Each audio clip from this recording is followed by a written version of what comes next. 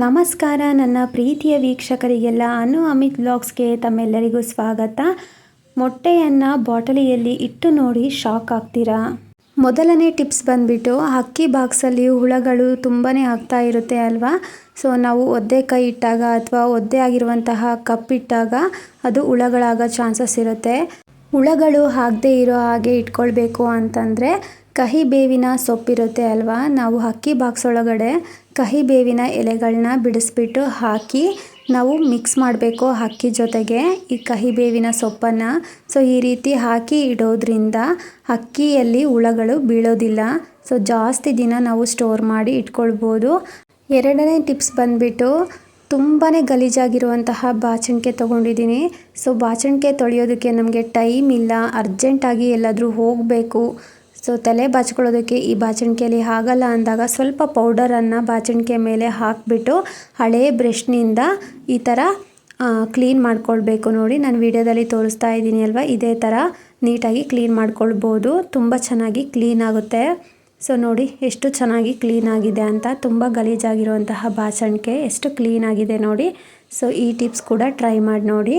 ಮೂರನೇ ಟಿಪ್ಸ್ ಬಂದುಬಿಟ್ಟು ಹಾಲು ಸ್ವಲ್ಪ ಮಿಕ್ಕಿರುತ್ತೆ ಅಲ್ವಾ, ನಾವು ಇದನ್ನು ದೊಡ್ಡ ಬೌಲ್ಗೆ ಹಾಕಿಬಿಟ್ಟು ಬಿಸಿ ಮಾಡೋದಕ್ಕೆ ಆಗೋದಿಲ್ಲ. ಹಾಗಂತ ಸಣ್ಣ ಬೌಲನ್ನು ಗ್ಯಾಸ್ ಮೇಲೆ ಇಟ್ಟು ಬಿಸಿ ಮಾಡಿದರೆ ಆ ಬೌಲು ಬಿದ್ದೋಗೋ ಚಾನ್ಸಸ್ ಇರುತ್ತೆ. ಸೊ ಹಾಗಾಗಿ ಗ್ಯಾಸ್ ಮೇಲೆ ಒಂದು ಮೆಶ್ ಇಟ್ಬಿಟ್ಟು ಮೆಶ್ ಮೇಲೆ ಈ ಸಣ್ಣ ಬೌಲಲ್ಲಿ ಹಾಲನ್ನ ಇಟ್ಬಿಟ್ಟು ಕಾಯಿಸ್ಕೊಳ್ತಾ ಇದ್ದೀನಿ ನೋಡಿ. ಸೊ ಈ ರೀತಿ ಈಸಿಯಾಗಿ ನಾವು ಸ್ವಲ್ಪ ಹಾಲಿದ್ರೂ ಕೂಡ ಕಾಯಿಸ್ಕೊಳ್ಬೋದು. ಸೊ ಹಾಲು ಕಾದಾದಮೇಲೆ ಗ್ಯಾಸ್ ಫ್ಲೇಮನ್ನು ಆಫ್ ಮಾಡಿ ತಣ್ಣಗಾದ ನಂತರ ನಾವು ಫ್ರಿಜ್ಜಲ್ಲಿ ಇದನ್ನು ಸ್ಟೋರ್ ಮಾಡ್ಬೋದು.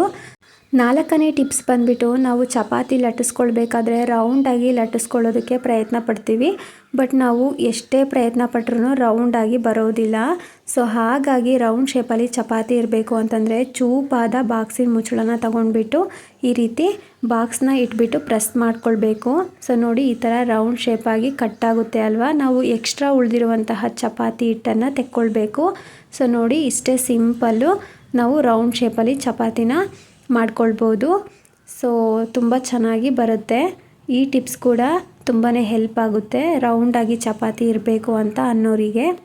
ಐದನೆಯ ಟಿಪ್ಸ್ ಬಂದುಬಿಟ್ಟು ಒಂದು ಗ್ಲಾಸಿಗೆ ಸ್ವಲ್ಪ ಅಕ್ಕಿ ಹಾಕ್ಕೊಳ್ತಾ ಇದ್ದೀನಿ, ಹಾಗೆ ಸ್ವಲ್ಪ ನೀರನ್ನ ಹಾಕ್ಕೊಳ್ತಾ ಇದ್ದೀನಿ, ಹಾಗೆ 1 ಟೇಬಲ್ ಸ್ಪೂನಷ್ಟು ದೀಪಕ್ಕೆ ಹಾಕೋ ಎಣ್ಣೆ ಹಾಕ್ಕೊಳ್ತಾ ಇದ್ದೀನಿ, ಹಾಗೆ ಇಯರ್ ಬಡ್ಡನ್ನು ಇಟ್ಕೊಳ್ತಾ ಇದ್ದೀನಿ ಮಧ್ಯದಲ್ಲಿ ಈ ರೀತಿ. ಸೊ ಇಟ್ಕೊಂಡ್ಬಿಟ್ಟು ನಾವು ಕ್ಯಾಂಡಲ್ ರೀತಿ ಬೆಂಕಿಯನ್ನು ಹಚ್ಕೊಳ್ಬೇಕು. ಸೊ ಈ ರೀತಿ ಹಚ್ಚಿದರೆ ಸೊ ಮನೆಯಲ್ಲಿ ಕರೆಂಟ್ ಹೋದಾಗ, ಈಗ ಮಳೆಗಾಲ ಅಲ್ವಾ, ಕರೆಂಟು ತುಂಬಾ ತೆಗಿತಾ ಇರ್ತಾರೆ, ಮನೆಯಲ್ಲಿ ಕ್ಯಾಂಡಲ್ಸ್ ಇರೋದಿಲ್ಲ ಅಲ್ವಾ, ಆ ಟೈಮಲ್ಲಿ ಇದು ಹೆಲ್ಪ್ ಆಗುತ್ತೆ. ಈ ರೀತಿ ಹಚ್ಕೊಂಡು ಇಟ್ಕೊಳ್ಬೋದು. ಸೊ ಅಥವಾ ತೋಟದಲ್ಲಿ ಇರ್ತಾರೆ, ಕ್ಯಾಂಡಲ್ಸ್ ಇರೋದಿಲ್ಲ, ಸೊ ಊರಿಗೂ ತೋಟಕ್ಕೂ ದೂರ ಆಗಿರುತ್ತೆ ಅಲ್ವಾ, ಅವರು ಈ ಥರ ಟ್ರೈ ಮಾಡ್ಬೋದು. ಕೊನೆಯ ಟಿಪ್ಸ್ ಬಂದುಬಿಟ್ಟು ನಾನಿಲ್ಲಿ ಒಂದು 6 ಮೊಟ್ಟೆಯನ್ನು ತೊಗೊಂಡಿದ್ದೀನಿ. ಸೊ ಈ ಥರ ಮೊಟ್ಟೆ ತೊಗೊಂಡು ಬಂದಾಗ ಕವರಲ್ಲಿ ಕಟ್ಟಿ ಕೊಟ್ಟಿರ್ತಾರೆ ಅಲ್ವಾ. ಸೊ ಎಲ್ಲರ ಮನೆಯಲ್ಲೂ ಟ್ರೇ ಇರೋದಿಲ್ಲ, ಹಾಗೆ ಫ್ರಿಜ್ಜು ಕೂಡ ಇರೋದಿಲ್ಲ. ಸೊ ಫ್ರಿಜ್ ಇಲ್ದಲೆ ಟ್ರೇ ಇಲ್ದಲೆ ನಾವು ಚೆನ್ನಾಗಿ ನೀಟಾಗಿ ಮೊಟ್ಟೆ ಹೊಡಿಲಿಲ್ದಂಗೆ ಇಟ್ಕೊಳ್ಬೇಕು ಅಂತ ಬೌಲಲ್ಲಿ ಕೂಡ ಇಟ್ಕೊಂಡಿರ್ತೀವಿ. ಸೊ ಒಂದೊಂದು ಸಲ ಮೊಟ್ಟೆಗಳು ಕೈ ಜಾರಿ ಕೆಳಗಡೆ ಬಿದ್ದು ಹೊಡೆದೋಗ್ಬಿಡುತ್ತೆ. ಸೊ ಆ ಥರ ಆಗಬಾರ್ದು, ನಾವು ನೀಟಾಗಿ ಇಟ್ಕೊಳ್ಬೇಕು. ಹಾಗೆ ನಮ್ಮ ಮನೆಯಲ್ಲಿ ಫ್ರಿಜ್ ಇಲ್ಲ, ಹಾಗೆ ಟ್ರೇ ಇಲ್ಲ ಅನ್ನೋರು ಈ ಟಿಪ್ಸನ್ನು ಫಾಲೋ ಮಾಡ್ಬೋದು. ಫ್ರಿಜ್ ಇರೋರು ಕೂಡ ಈ ಥರ ಟ್ರೈ ಮಾಡಿ. ಸೊ ನಾವು ಆರಾಮಾಗಿ ತುಂಬ ಸುಲಭವಾಗಿ ಈ ಬಾಟಲಿಯಲ್ಲಿ ನಾವು ಮೊಟ್ಟೆಗಳನ್ನ ಸ್ಟೋರ್ ಮಾಡಿ ಇಟ್ಕೊಳ್ಬೋದು. ಸೊ ಹೇಗೆ ಅಂತ ತೋರಿಸ್ತೀನಿ ಬನ್ನಿ. ಸೊ ನಾನಿಲ್ಲಿ ನೋಡಿ 6 ಬಾಟಲ್ಸನ್ನು ತೊಗೊಂಡಿದ್ದೀನಿ, 6 ಮೊಟ್ಟೆಗಳು ತೊಗೊಂಡಿದ್ದೀನಿ, ಹಾಗಾಗಿ ನಾನು 6 ಬಾಟಲ್ಸನ್ನು ತೊಗೊಂಡಿದ್ದೀನಿ. ಸೊ ಇದನ್ನು ಈಗ ಕಟ್ ಮಾಡ್ಕೊಳ್ಬೇಕು ಬಾಟಲ್ಸನ್ನು. ನೋಡಿ ಈಗ ಬಾಟಲ್ ಮೇಲಿರುವಂತಹ ರ್ಯಾಪರನ್ನು ತೆಕ್ಕೊಂಡ್ಬಿಟ್ಟು ಸೊ ಮೇಲ್ಭಾಗದಲ್ಲಿ ಮಾರ್ಕ್ ಇರುತ್ತೆ ಅಲ್ವಾ, ಸೊ ಆ ಮಾರ್ಕಿಗೆ ಕರೆಕ್ಟಾಗಿ ಕಟ್ ಮಾಡ್ಕೊಂಡಿದ್ದೀನಿ. ಸೊ ಅದೇ ಸೈಜಲ್ಲೇ ನಾನು ಎಲ್ಲ ಬಾಟಲ್ನೂ ಕೂಡ ಕಟ್ ಮಾಡ್ಕೊಳ್ತಾ ಇದ್ದೀನಿ. ನೋಡಿ 6 ಬಾಟಲ್ಸು ಕೂಡ ಒಂದೇ ಸೈಜ್ಗೆ ನಾನು ಕಟ್ ಮಾಡಿಬಿಟ್ಟು ಇಟ್ಕೊಂಡಿದ್ದೀನಿ. ಈಗ ಒಂದು ಖಾಲಿಯಾದಂತಹ ಸ್ವೀಟ್ ಬಾಕ್ಸನ್ನು ತೊಗೊಂಡಿದ್ದೀನಿ. ಸೊ ಸ್ವೀಟ್ ಬಾಕ್ಸ್ ಕೂಡ ಖಾಲಿ ಆದ ತಕ್ಷಣ ಬಿಸಾಡಿಬಿಡ್ತೀವಿ ಅಲ್ವಾ, ಬಿಸಾಡೋ ಬದಲು ಈ ಥರ ಮಾಡ್ಕೊಳ್ಬೋದು. ಈಗ ಕಟ್ ಮಾಡ್ಕೊಂಡಿರುವಂತಹ ಬಾಟಲ್ ಕ್ಯಾಪ್ ಹಿಂದೆಗಡೆ ನಾನು ಡಬಲ್ ಗಮ್ ಪ್ಲಾಸ್ಟರನ್ನು ಸ್ವಲ್ಪ ಕಟ್ ಮಾಡಿಬಿಟ್ಟು ಹಚ್ಕೊಂಡಿದ್ದೀನಿ. ಸೊ ಈ ಥರ ತೆಗೆದ್ಬಿಟ್ಟು ಸೊ ನೋಡಿ ಬಾಕ್ಸಲ್ಲಿ ಈ ಥರ ಇಡಬೇಕು.